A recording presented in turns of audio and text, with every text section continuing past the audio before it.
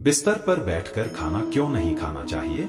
जाने क्या कहता है शास्त्र। ऐसी मान्यता है कि भोजन हमेशा एक शांत और साफ स्थान पर बैठकर ही करने की सलाह दी जाती है। वहीं भोजन के नियमों में बिस्तर पर बैठकर खाने की मनाही भी होती है। ऐसा माना जाता है कि यदि हम खाना खाते हैं तो उसका उद्देश्य पूर्ण होना चाहिए, वहीं बिस्तर पर सोने का उद्देश्य पूरा हो सके।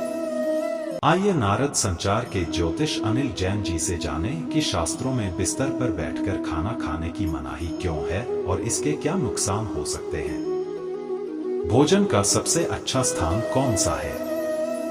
यदि शास्त्रों की माने तो प्राचीन काल में भोजन हमेशा रसोई में बैठकर ही खाया जाता था। ऐसा माना जाता था कि रसोई में आप गर्म खाना खाने के साथ भोजन का पूरा स्वास्थ्य लाभ भी उठा सकते हैं।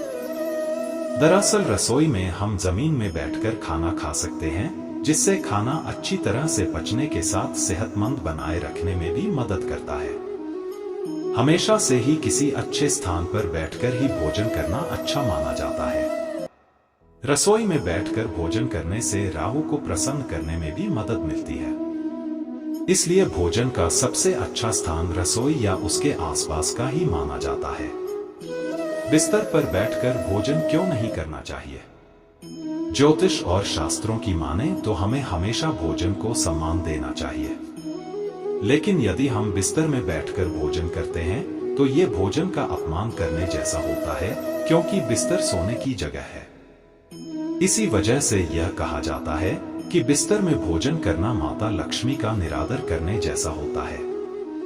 ऐसा भी माना जाता है कि खाने संबंध बृहस्पति और राहु से होता है। राहु को एक अशुभ ग्रह माना जाता है, इसलिए इसे हमेशा प्रसन्न करने के उपाय खोजे जाते हैं। मान्यता यह है कि बिस्तर पर बैठकर खाने से राहु भी रुष्ट हो जाता है और समृद्धि का ह्रास होने लगता है।